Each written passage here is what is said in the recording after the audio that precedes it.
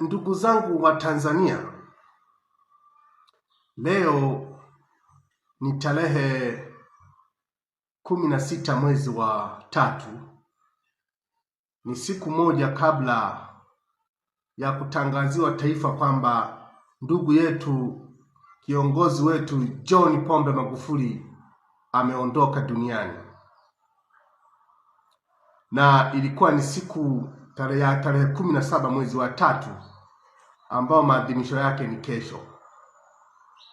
Mtakumbuka sisi tumekuwa mara kwa mara inapofika tarehe 17 mwezi wa 3 tumekuwa tukiwa na majonzi makubwa sana katika taifa hili.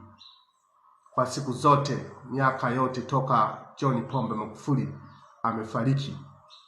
Na bahati nzuri kwamba kila mwaka kule maeneo ya Mwanza huwaga kunafanyika ibada maalum kwa ajili ya kuombea wafu, lakini kwa ajili ya kumwombea John Pombe Magufuli. Kwa nini? Kwa sababu alikuwa ni kiongozi shupavu, alikuwa ni kiongozi imara, alikuwa ni kiongozi mzalendo. Mwalimu Nyerere alipata kusema kwamba hatuwezi kutatua matatizo yetu kwa kujidanganya kwamba matatizo hayo hayapo. Lakini John Pombe Magufuli alituambia kwamba Watanzania wana akili, hawawezi kudanganyika tena. Hawawezi kudanganyika tena. Leo miaka 5 ya John Pombe Magufuli akiwa yupo kaburini. Katika hichi kipindi John Pombe Magufuli amekuwa akibagazwa, amekuwa akitukanwa, lakini hakuna kiongozi yoyote, awe ni wa chama, awe ni wa serikali, aliyesimama kwa ajili ya kukemea watu wote waliozusha uongo juu ya John Pombe Magufuli. Maana yake ni nini? Maana yake ni kwamba hawa viongozi aidha wa chama au wa serikali walifurahishwa sana kifo cha John Pombe Joseph Magufuli. Leo nasikia kuna msafara mkubwa leo wanaelekea kesho kwenye maadhimisho ya John Pombe Magufuli miaka 5 kule Chato. Viongozi hawa katika miaka 5 hatukuwasikia hata siku moja kwa bahati mbaya wakizungumza kuhusu John Pombe Magufuli. Na kwa bahati mbaya hata wale waliojinasibu kuhusu kuguswa na kifo cha John Pombe Magufuli aidha waliondolewa kwenye nafasi zao au walizimwa kama taa. Mnaweza mkaona sasa kwamba tuna viongozi wa aina gani katika taifa na tuna taifa la namna gani katika nchi ya Tanzania. John Pombe Magufuli sisi tunamwenzi kwa vitendo. Watu wanaomwenzi kwa vitendo, waliomwenzi kwa vitendo, naweza nikawahesabu nikawataja kwa majina yao, ambao walisimama kitete, kwa sababu John Pombe Magufuli alisimamia heshima ya Watanzania, alisimamia ulinzi wa Watanzania, ulinzi wa rasilimali za nchi. Mtakumbuka 2017 kuna sheria ya ulinzi wa rasilimali za nchi ambayo ilipelekwa bungeni ikapitishwa. Lengo la ile sheria ilikuwa ni kuhakikisha kwamba kila rasilimali za nchi zinakuwa ni mali ya Watanzania na sio mali ya kundi dogo la wahuni matapeli. Sasa John Pombe Magufuli ndani ya kipindi chake cha miaka 5 yapo mambo makubwa ya ajabu, kila Mtanzania akiyaona kweli kwamba huyu kiongozi alijitoa sadaka kwa ajili ya Watanzania. Na huyu mtu alichaguliwa na Watanzania, na ndio maana alipambana kuhakikisha kwamba Watanzania waliomchagua kwa kura 58 2015 hawaangushi. Alipambana usiku na mchana kuhakikisha kwamba Watanzania wanatembea kifua mbele na kuhakikisha kwamba Watanzania wanapata heshima. Ndani ya miaka mitano tu alinunua ndege 13. Wakati anaingia Magufuli hakukuwa na ndege kabisa. Ndani ya miaka mitano ndege 13 zikanunuliwa. Jambo zito hili. Lakini katika kipindi cha miaka mitano tu umeme, wakati anaingia madarakani, wananchi walikuwa wanatozwa umeme shilingi 300,000 kuunganishiwa. Akashusha kutoka 300,000 mpaka 27,000 kwa watu wa vijijini. Mnaweza mkakumbuka. Wananchi wakampenda John Pombe Magufuli. Alipoondoka tu 300,000 zikarudi tena. Alipoondoka tu 300,000 zikarudi tena. Baadaye tukapiga kelele, juzi kati zimeondolewa, sasa hivi wanaunganishiwa 27,000 wa vijijini. Lakini John Pombe Magufuli aligusa Watanzania maskini. Na alihakikisha kwamba tuna umeme wa kutosha. Wakati Magufuli anaingia madarakani, alikuta umeme megawati 1,300. Magufuli ameondoka madarakani, leo tuna umeme zaidi ya megawati 4,000. Akatengeneza bwawa la Mwalimu Nyerere ambalo liligharimu zaidi ya trilioni 7. Ambayo wakati anakufa Magufuli 63%, kama sikosei, naweza nikasahihishwa, pesa zile za bwawa la Mwalimu Nyerere zikawa zimelipwa. Na mwezi wa 11 tarehe 15 ya 2021 ujazaji wa bwawa la Mwalimu Nyerere ulitakiwa uanze na ulitakiwa ikamilike ndani ya miaka mitatu, lakini imekamilika baada ya miaka karibia 8. Umeweza kunielewa? Umeme megawati 2,115. Leo tuna umeme megawati 2,400. Kwa hiyo ina maana kwamba umeme, ukitoa umeme 1,000, 2,000 na ngapi, unaweza ukaona kwamba tungekuwa na umeme kiasi gani. John Pombe Magufuli, kiongozi wa Tanzania, alipigania taifa. Sasa wakati wa kuingia madarakani, John Pombe Magufuli alikuwa na vision kubwa. Akajenga SGR. Mnakumbuka wananchi? Barabara zilijengwa, flyover zilijengwa, SGR ikajengwa. Na watu wakati unajenga bwawa la Mwalimu Nyerere, kuna viongozi wa bunge, ndani ya bunge walimpinga. Tena wa chama cha CCM walimpinga kwamba huko anaenda kuharibu mazingira. Leo tunazalisha umeme megawati 2,115. Alikuwa na lengo la kuhakikisha kwamba wananchi tuwe na umeme wa chini, ili kusudi wananchi wazalishe, wawe na viwanda ambao watazalisha kwa bei ya chini, ili maisha ya Watanzania yawe rahisi. Huyu alikuwa ni kiongozi wa wazalendo, alikuwa ni kiongozi wa masikini, kwa sababu alilenga zaidi kuinua masikini kutoka kwenye umasikini wao na kuwapaisha wawe ni matajiri katika nchi. Huyu alikuwa ni kiongozi na sio mtawala. Na ndio maana ukisoma Mithali 29 mstari wa 2 inasema hivi kwamba wenye haki akiwa na amri watu hufurahi, bali waovu watawalapo watu huugua. Ni kweli. Kwani leo watu wanaishi kama digidigi na kwa hofu kubwa katika nchi. Kwa sababu gani? Kwa sababu wenye haki hayupo tena, bali waovu waliotawala. Ndio maana wanaweza kufanya mambo kama haya. Una hofu hata kutaka kutoa mawazo yako, una hofu kwamba leo sidhani kama nitabakizwa. Umeelewa vizuri? Lakini huyu mtu alikuwa ni kinara. Alihakikisha kwamba madaraja ya mfano kama Kigongo Busisi,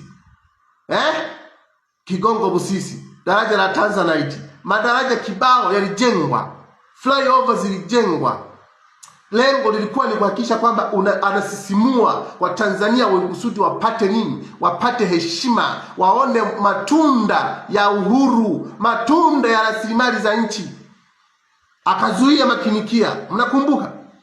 Lengo alipozuia makinikia yale ilikuwa ni kuhakikisha kwamba kwa sababu tunaibiwa sana. Yale makinikia yale kontena zaidi ya 70 nafikiri 270. Yaani ni kwamba yale makontena yalikuwa yanabeba aina 15 za madini, lakini inayoandikwa pale ni aina moja tu, dhahabu. Lakini kuna aina 15 za madini katika yale makinikia. Magufuli ameondoka leo, makinikia yanasombwa kama upepo, yanasombwa tu, yani kwa sababu ni nchi imekuwa ni nchi sasa ya nandi. Nakumbuka kuna kundi linaloitwa, watu walisema linaloitwa wa mtandao.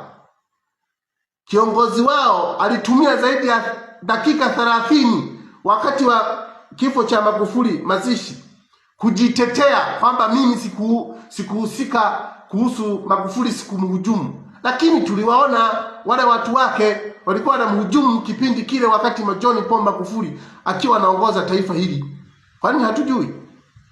Na ndio maana Polepole alituambia kwamba hawa watu walimuua John Pombe Magufuli, na kila Mtanzania alijua kwamba John Pombe Magufuli ameuawa, kwa sababu kitendo tu cha kutokupewa taarifa kwamba John Pombe Magufuli anaumwa ilikuwa ni siri. Nani aliyekuwa na siri? Alafu mbaya zaidi, watu hawa hawana wema. Unaweza ukatumika kwa ajili ya kumuumiza mwenzio, halafu baadaye wakijua kwamba utatoa siri watakuua wewe. Sijajua kama mnanielewa. Hata nyinyi mnaotumwa kwa ajili ya kuumiza watu, uwe na hakika kwamba hata usalama wenu uko mashakani, kwa sababu wakijua kwamba wewe utawataja watakuua, wanakutuma. Na ndio maana propaganda za kuharibu image ya Dr. John Pombe Magufuli zilikuwa ni kubwa sana. Leo wanaenda kwa John Pombe Magufuli. Na nilimwambia hata Jessica Magufuli kwamba angalia sana Jessica Magufuli, usije ukajikuta unatumika kuharibu image ya baba yako. Wewe watu miaka 5 wamemtukana baba yako. Miaka 5 anatukanwa, sio chama wala sio nani. Polepole ndio aliyebaki, akabaki Gwajima ndio aliyebaki, akabaki Mpina ndio aliyebaki. Wengine wako wapi? Wako wapi?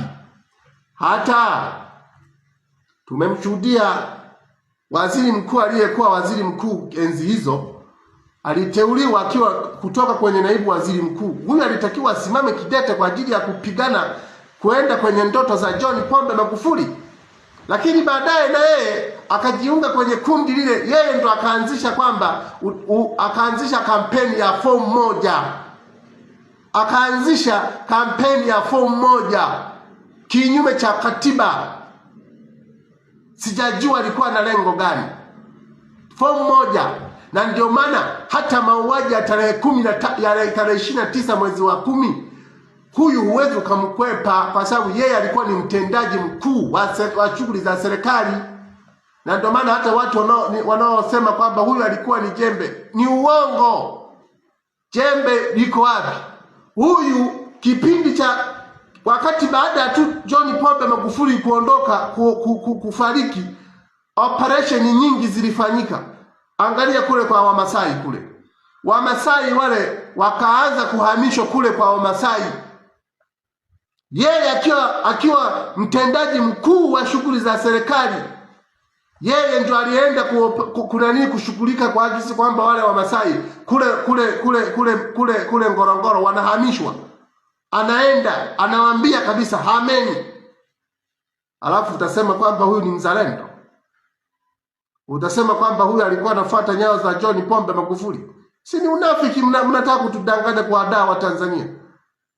Wameondolea kule na pesa zaidi ya shilingi bilioni 500 zilitengwa kwenda kunani Msomera kule. Pesa hizo zilitengwa na nani? Nani aliyeidhinisha lile fungu la kutenga bilioni 500 kwenda kujenga makazi ya watu wa Masai kule Msomera? Nani? Baada hii imefanyika baada tu ya John Pombe Magufuli kuondoka madarakani, kufariki. Maana yake walikuwa na lengo lao la kuhakikisha kwamba ile Ngorongoro inaondoka, wapewe Waarabu. Si ndio maana yake? Sasa utasema nini zaidi ya hapo? Ndio hivyo, kwa sababu wameondoka tu tayari na attempt za kwanza kuuza rasilimali zetu za nchi. Wakati 2017 tunatengeneza ile katiba, sheria ya ulinzi wa rasilimali za nchi, ilikuwa na lengo la ring fence. Leo kuna zaidi ya mikataba ya ile PPP, ile public private partnership. Wamesaini mikataba zaidi ya 74. Hiyo mikataba hatujui kwamba inahusu nini. Hatujui, inahusu rasilimali zetu sisi za wananchi, lakini haijapelekwa bungeni. Kwa nini haijapelekwa bungeni? Kwa sababu wanajua walichosaini ni mikataba, kuna madudu mle. Leo kuna mikataba zaidi ya hata 100 ambayo wamesaini wa viongozi hawa baada ya John Pombe Magufuli kufariki, hawajaipeleka bungeni. Ukiacha ule mkataba wa DP World ambao na wenyewe mikataba midogo ya utekelezaji ilitakiwa ipelekwe bungeni, haijapelekwa mpaka leo. Mnakumbuka bandari sasa zimeshawekwa lahani. Bandari, tuna bandari sisi. Bandari Dar es Salaam imepewa Mwarabu, Bagamoyo amepewa Mwarabu. Pale wapi kule Kigoma kule Tanganyika, sasa amepewa Mchina.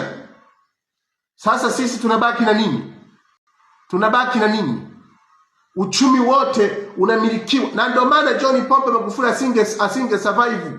Kwa lugha nyingine, John Pombe Magufuli alikuwa amezingirwa na watu ambao ni wahovyo. Yani ni kama simba aliyezingirwa na mbwa mwitu, kwa sababu watu wote ambao aliwaamini, si ndio? Alikuwa naamini watu ambao ni wahovyo. Ndio maana kila siri walizokuwa wanajadili kwenye baraza la mawaziri zilikuwa zinavuja kwenye mitandao ya kijamii. Yaani bado hawajamaliza hata kwenye baraza la mawaziri, tayari taarifa hizo ziko kwenye mitandao ya kijamii. Si mnamkumbuka Kigogo? Kigogo alikuwa anapewa taarifa na nani? Leo nani anayetoa taarifa? Kwa nini? Unaweza ukajiuliza kwamba kumbe alikuwa anahujumiwa na hawa aliowaamini kuwateua kwenye nafasi kubwa. Ndio maana baada ya John Pombe Magufuli wengi walifurahi hao viongozi. Wengine walidiriki kusema kabisa kwamba bahari sasa imetulia. Au umesahau wa Tanzania? Bahari sasa imetulia. Azifu aliyeivuruga bahari alikuwa ni John Pombe Magufuli. Na alivuruga John Pombe Magufuli kwa sababu hawa watu walikuwa wamezoea kula yani kunyonya rasilimali za nchi. Magufuli akakata mirija yao, wakamchukia na wakaanzisha propaganda na wakahonga mpaka media na wanaharakati wengine wakahongwa ili kusudi kuhakikisha kwamba John Pombe Magufuli hapati utulivu. Kwani ni uongo? Leo wanajifanya sasa kwamba John Pombe Magufuli baada ya kuchafuka. Nyinyi mmechafuka, mnataka sympathy, mnataka mtu msafi awasafishe. Hamna lolote. Mnaenda kule Chato, mnaenda kufuata nini? Chato mnaenda kujisomba leo. Leo imekuwaje? Yani leo imekuwaje? John Pombe Magufuli imekuwaje leo? Mnaenda kujisomba Chato. Kwa sababu mmechafuka. Kila pahala hamtakiwi. Kwa hiyo mnatafuta mtu msafi ili awasafishe. Si ndio maana yake? Na ndio maana sasa hivi kunatumika spinning propaganda nyingi sana za kuhakikisha kwamba hata media zinakuwa wanazikamata. Ndio Magufuli amefariki tu bando, yani yule comprador akanunua Zanteri, akanunua TTCL, akaziunganisha. Leo bando Magufuli ameondoka madarakani 2021, shilingi 1000 ulikuwa unapata GB 2 ya shilingi 1000. Leo ili kusudi upate GB 2 unahitaji shilingi 5000. Makato ya kwenye simu yamekuwa makubwa sana, na anayekatwa zaidi ni Mtanzania masikini. Magufuli